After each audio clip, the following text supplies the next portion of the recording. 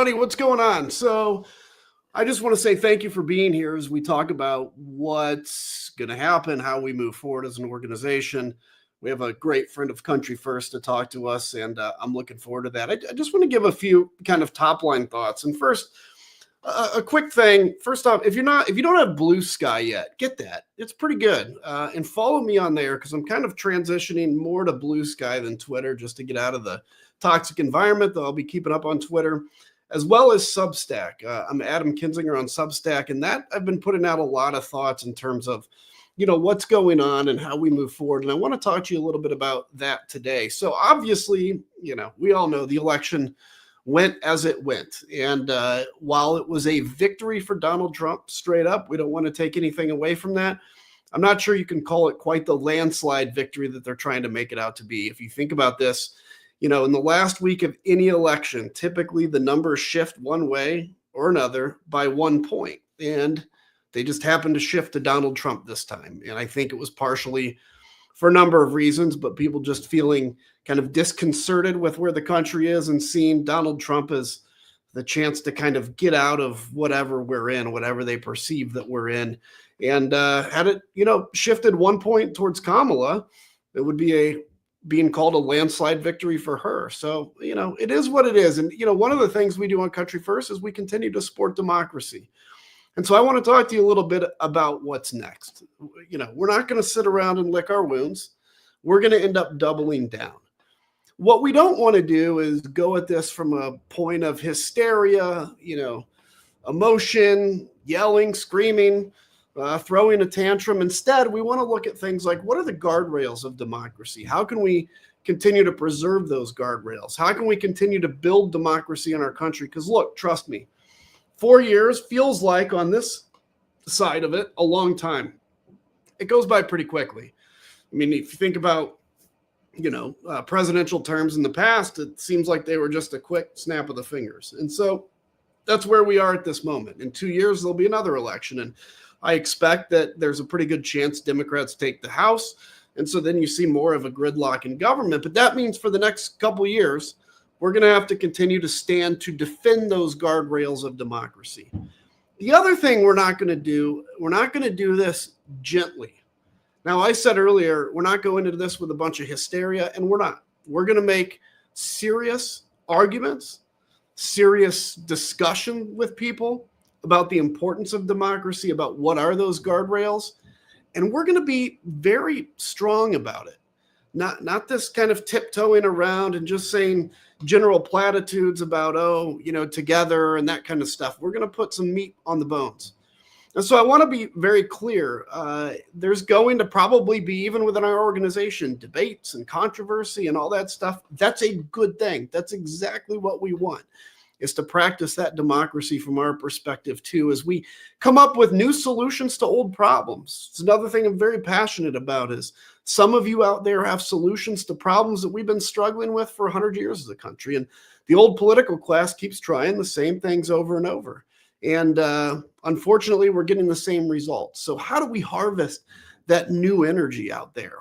So that's going to be a lot of what we're focusing on, is ideas, serious conversations, the defense of democracy, defense of the guardrails, and we're going to be in a good position to continue to make an impact into both the midterms and the presidential election in 4 years, as well as everything in between, local elections, you name it. And we had some success this year.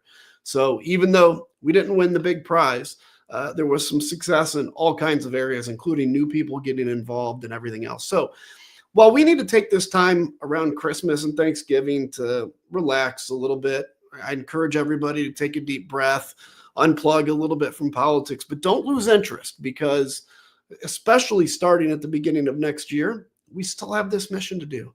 I use the example, this feels like Dunkirk. So, there was a point at the beginning of World War II, the Allies and the British particularly were pushed in the corner in Dunkirk. And there was a question about whether the entire British army would be wiped out. And we all know the civilian boats that came and saved the army. But you think about, if you were British at that time, this perspective that was a completely lost fight. The war is over. There's no way we can come back. And yet 4 years later, the Allies came back and defeated Nazi Germany and defeated the Empire of Japan. So it's kind of the moment we're in right now. One other thing I wanted to address very quickly, and I talk about this on my Substack, and I think it's kind of important. There's a lot of people out there that have opposed Donald Trump that are saying things like they're scared to death, the government's going to come after him, or Donald Trump is going to get retribution. Look, I want to be very clear about something. I am 0.0% concerned about that. I'm 0% intimidated. You would have to make up stuff to come after me. But if you make up stuff to come after me, my commitment is this: I will double down and be even louder than I've ever been. I use the saying, like, make me an activist in jail if that's what you're going to do. And I would encourage everybody out there that feels some sense of intimidation, double down. This is not the time to run away scared. That's exactly what the anti-democratic forces want you to do. I'm not. I'm going to stand and fight, but we're going to do it from a perspective that comes up with new ideas, that recognizes what went wrong, and we figure out how to handle this stuff better.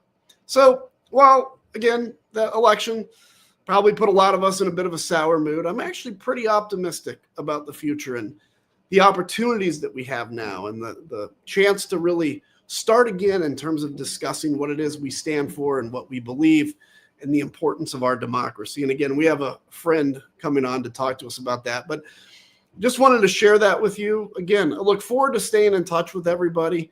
And now I'm going to turn it over to Dave Rapids, who's going to talk a little bit about what you can do, the path forward. And I'll kick it over to Dave, who got a new haircut but doesn't want to tell you. Go ahead, buddy. Thank you, Adam.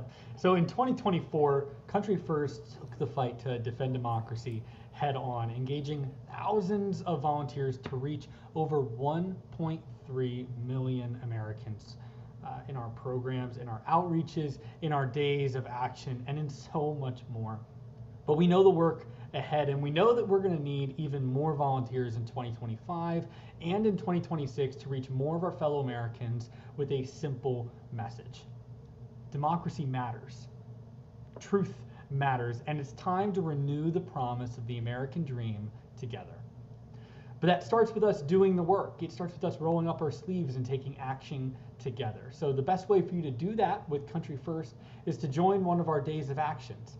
There are times when volunteers around the country come together to take action in community and leave these moments better equipped to be change agents for democracy within their own community. So keep your eyes out, and inbox is open for more information. But we're going to be holding upcoming days of action centered on Ukraine and on Senate confirmation, right? We all know that the incoming administration is hostile to Ukraine and the fight it is in to preserve the integrity and the survival of its democracy. Right. In 2024, Country First unleashed multiple days of action spanning across weeks to reach and educate members of Congress and our fellow Americans on the importance of standing with Ukraine in its fight against the unlawful and unprovoked Russian invasion. So funding is going to once again be a hot button issue in the next Congress, and we're going to be ready to continue to stand with Ukraine.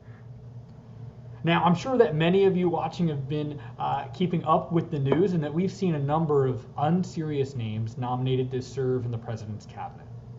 Never mind their personal flaws, a number of individuals are so immensely underqualified to serve. And Country First will be instituting days of action to mobilize the reasonable majority and to tell the Senate that if a nominee will not strengthen a democracy through their policy and their character, they should not be confirmed. Finally, there are no checks and balances on the president from Congress, and it stifles all debate and dialogue on the issues that matter most and allow the president to pass whatever it is that he wants.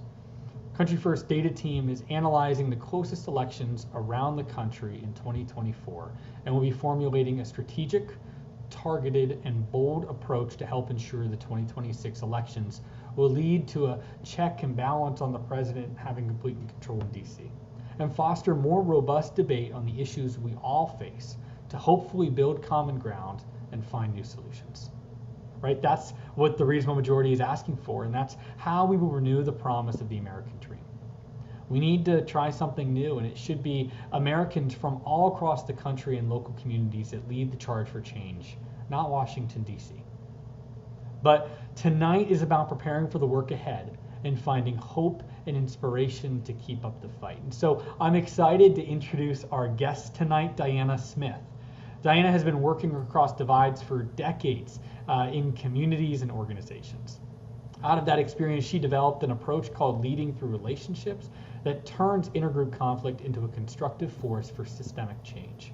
She's the author of dozens of articles and 4 books, including her most recent, the award-winning Remaking the Space Between Us: How Citizens Can Work Together to Build a Better Future for All. So she's here tonight to share insights and inspiration from her book, which speak directly to the challenges we face in our current moment that Adam was just talking about. So thanks for being here, Diana. Well, thanks so much, Dave. It is great to be here, and it is such an honor to be here with you, with Country First, with the whole community of Country First, and of course, Adam, whose leadership and courage have never been more needed, as just illustrated by his extraordinary pep talk at the beginning, including a shout out to the British, which we're going to come back to as I talk about how we move forward. I want to start with where I think a lot of people might be feeling, which is there's no denying that the results of the election were a bit of a gut punch. I mean, agonizing gut punch for a bunch of people, probably millions of people. And I know I feel it, and I'm sure many of you do as well. And I also bet Winston Churchill felt a similar gut punch during the Blitz in World War II, when Britain was by itself fighting the Nazis in 1940. And at the time, he's reported to have said, if you're going through hell, keep going, which was very good advice. The only problem is it can be very difficult to know how to keep going if you're suffering from a gut punch. So here's where I turn to Vice Admiral James Stockdale. He learned a lot about how to keep going while surviving 7 years in a Vietnamese POW camp. When he was asked how he did it, he shared wisdom that I think all of us can benefit from. You must never confuse faith that you will prevail in the end, which you can never afford to lose, with the discipline to confront the most brutal facts of your current reality, whatever they might be. And today, I think we have to face the fact that a majority of voters, but that is not a majority of Americans, and we often make that mistake, voted for Trump. And we must never lose faith that we will prevail in the end, as Adam said earlier. But how do we do that? How do we get our head back and fully in the game so we can move forward? And I think it's, for starters, it's doing 3 things: recovering emotionally, reflecting and resetting our course, and then rebuilding on higher ground. And I'm going to say just a few words about the first 2, and then focus on the third by sharing what I discovered while doing research for my book. And to anticipate, I uncovered literally tens of millions of Americans already working hard across our country to rebuild our democracy on higher ground. So it can't be swept away by self-serving politicians like Trump. But I don't want to get ahead of ourselves, because the first thing we need to do is to recover so we can retrieve our better selves and ready ourselves for the work ahead. This is a traumatic time for a lot of people, and we can't afford to push aside our sadness, anxiety, or anger that often only comes back to bite us by making us more reactive and less effective. Makes it harder for us to do the kinds of things that Adam says we have to do, and I agree wholeheartedly. So I think in order to get there, we need to acknowledge our feelings. We need to get some rest. We need to find the emotional support with our family and friends that we need to move forward. And then importantly, after we recover a bit, we must take on the hard work of retrieving our better selves. It's really hard to be at our best when our brain's hot system gets triggered. And believe me, this election triggered our hot systems. And this is a part of our brain that leads us to think simplistically, react emotionally, and act impulsively, doing things we often regret. And we need to learn how to shift from our brain's hot system to its cool system by recognizing when we're hooked, taking a few minutes to recoup and calm down, getting help from a friend with whom you can first vent and then reflect, not someone who's just going to collude with you. This is going to be especially important as we head into the holidays, and relatives and friends could trigger us. Now, once you shift from your hot to your cool system, you'll find it much easier to be thoughtful, to consider complexities that could hurt you if they go unnoticed, to be the kind of strategic and not reactive kind of leader that we see in Adam, and to reflect on yourself so you don't become a part of the problem rather than the solution. And that brings us to the second step, and that's reflecting and resetting. We have a lot to learn from what happened with this election, and not just during the election, but in the years and the decades leading up to it. To ensure we learn the right lessons, we need to resist the culturally ingrained and media reinforced outrage mindset, which focuses on how steep the climb ahead of us is, how likely it is that we'll fail or fall, and who's to blame if we do. We need to shift to a much more useful mindset, what I call an engaged mindset, which focuses on where we need to go, the toeholds or levers we can use to get there, the people we need to bring along with us to succeed. That's what we need to do, because this reflecting and resetting will help us rebuild on higher ground, ground that isn't so vulnerable to getting swamped by authoritarian wannabes like Trump. Above all else, building on higher ground means two things. Not simply fighting against someone or something. There is, of course, a place for that. But also fighting with others for something. And the second is it means not lumping all Trump supporters together and labeling them idiots or fascists and telling them what the right answer is. It means building relationships, not airtight cases, across ideological and demographic divides, across race, class, geography, gender, age. We've got to build across ideology and demographic divides so we can learn from them and find those with whom we can make common cause. The question is, where do you start? It's a big job. We have a big job ahead of us. So where do we start? We need a toehold, something we can use to advance our efforts. Because polarization is the single most powerful breeding ground for authoritarianism, overcoming it is the single most powerful toehold for protecting our democracy. Let me explain what I mean by this. Over the past 5 decades, and this is one of the lessons I think we need to learn, our polarization has grown so toxic that a multi-group democracy like ours can no longer solve the problems that are hurting so many of us. That's a bad position for our country to be in. The higher price of food, gas, housing, the catastrophic effects of climate change, unchecked immigration, gun violence, rising economic inequality, healthcare, educating young people.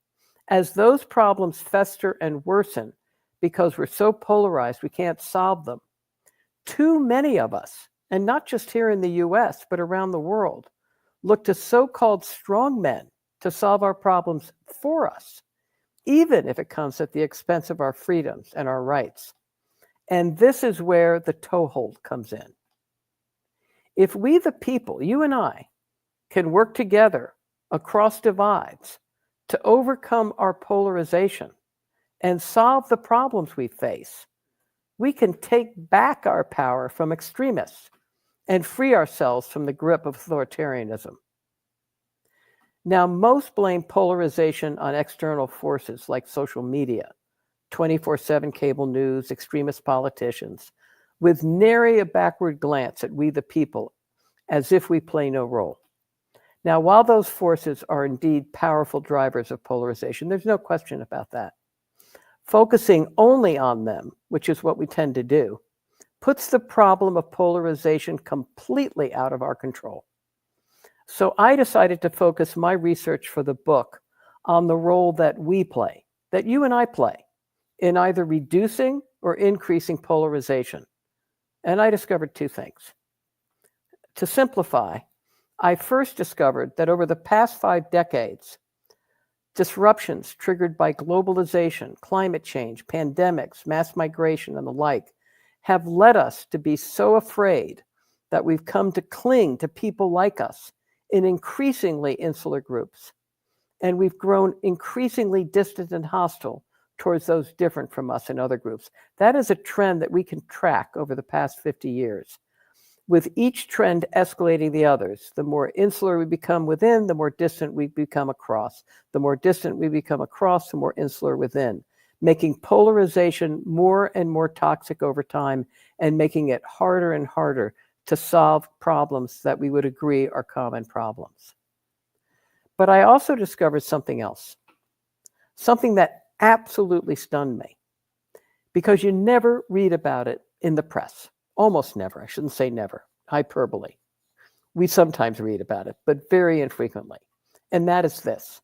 Since the turn of the millennia, a growing citizen movement has been taking America back from the extremists, so we can work together across divides to solve the problems that are threatening the future of our democracy.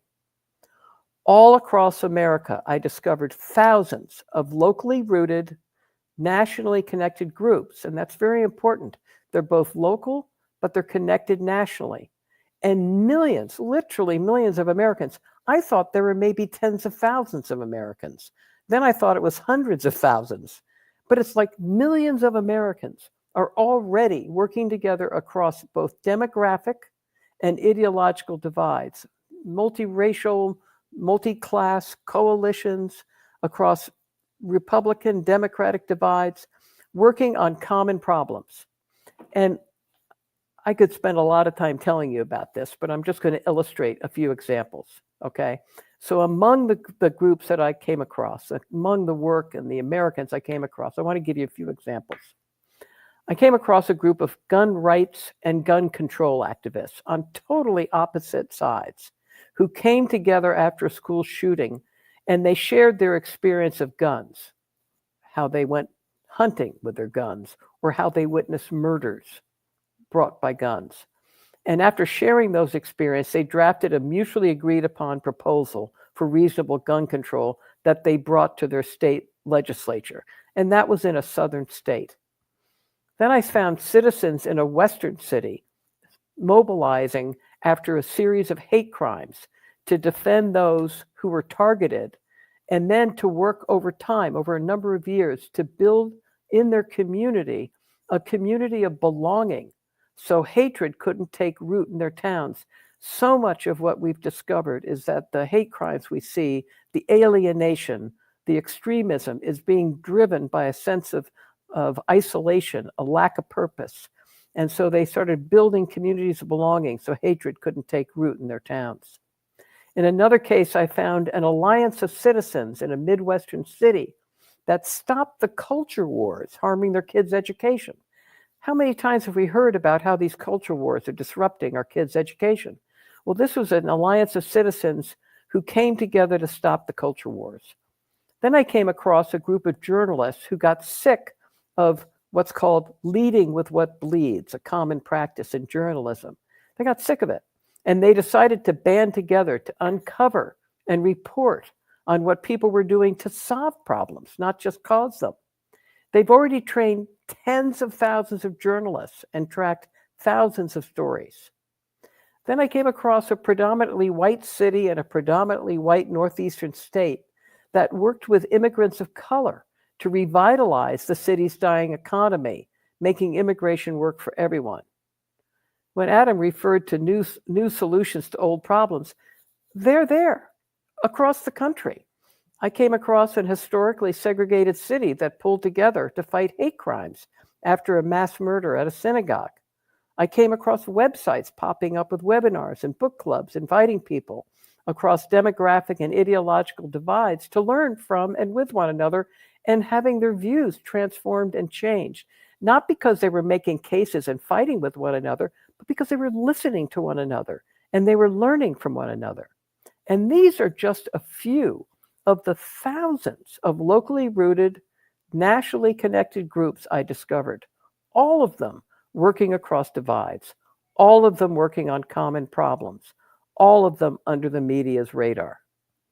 Now, going forward, we at Country First can build on this work, and are already building on this work and are doing their own work, And we are creating a powerful coalition and vision, one that can recruit the 67% of us, and this is known data that is very well regarded, the 67% of us who reject fear and hate and yearn for a fair, strong, and vibrant democracy, and who are prepared to put our country first to get it. These millions of Americans have been hard at work for years now, and their numbers only continue to grow, which proves what James Baldwin said at another seminal moment in our nation's history. I still believe that we can do with this country something that has not been done before. We are misled because we think of numbers. You don't need numbers. You need passion. And this is proven by the history of the world. It's also proven by what Americans are now doing across our country. And if you want to learn more about the people that I uncovered, the groups I uncovered who are doing this work across the country, and about what you can do to rebuild our democracy on higher ground, check out Remaking the Space Between Us. But most important, stay tuned. You're going to get an email from Dave on actions we can take together through Country First to preserve our democracy, because God knows it's up to us to do it and nobody else. Thanks so much for having me.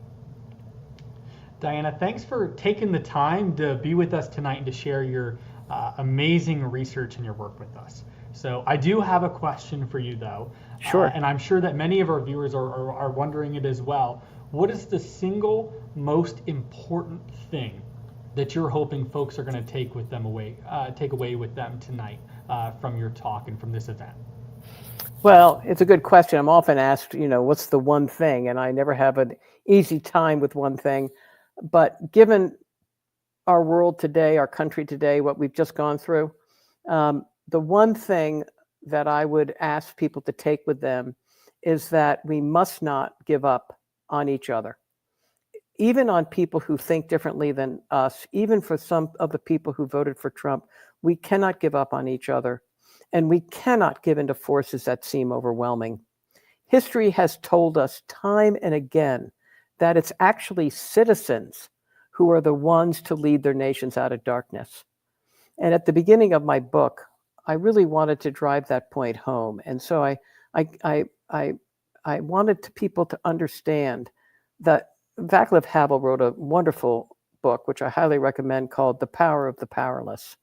And it inspired the Solidarity movement in Poland. And it's an extraordinary book, but it's illustrated by the following. It was citizens who turned the tide of World War II, as Adam said, by sailing a fleet of small boats across the English Channel to rescue 300,000 soldiers stranded on the shores of Dunkirk. That's a lot of soldiers. And if they hadn't done that, the war would have turned out differently, as Adam said. But it was also citizens who pioneered a nonviolent mass resistance movement that freed India from British rule. And it was citizens who built an abolitionist movement that ended slavery in the US. And it was citizens who organized a nonviolent civil rights movement that outlawed segregation and got voting rights passed a century later. And it was citizens who launched the Solidarity movement in Poland that precipitated the collapse of the Soviet Union. And it was citizens who ended legal apartheid in South Africa after decades of struggle. And it was citizens who fought to establish a democracy in America through a war of independence, who then saved it through a civil war, and who defended it through 2 world wars. And it was citizens who mobilized in a day to resist Russia's invasion of Ukraine, inspiring a worldwide fight for democracy. History tells us again and again, we got this, we can do this. Yeah, we can, and that's because we're going to be defending democracy and we're going to do it together. Exactly. So my final question for you, Diana, what is your greatest hope for the future? Or are we determining? Okay, my greatest hope for the future. Well, it's a big one, and it's not a slam dunk. But my biggest hope for our survival as a multi-group democracy, and also for a planet, is that we learn to work across groups, We've gotten pretty good at working within groups and cooperating within groups, but we're really not that great at cooperating across groups. That seems to be where we've stalled out as a species in our evolution, okay?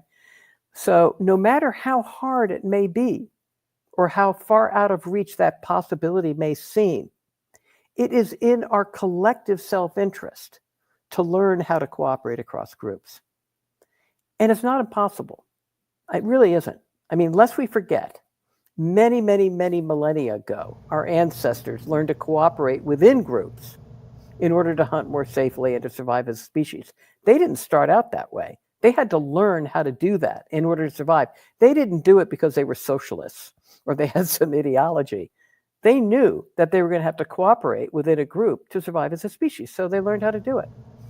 If we were able to take that evolutionary step one step further for our own survival and learn how to cooperate across groups, I think we can also learn how to survive. And if they can do it, we can do it. After all, they were Neanderthals. Absolutely. Absolutely. Well, thank you again to award-winning author Diana Smith for being here tonight and for sharing your work and your amazing and your inspiring research with all of us here tonight, right? This Incredible is a pleasure. time for us to be moving forward. It's a time for us to be committing ourselves to working together for democracy, to be building common ground, and to find new solutions to old problems. So let's do it together. Thank you all for being here, and have a great rest of your Wednesday.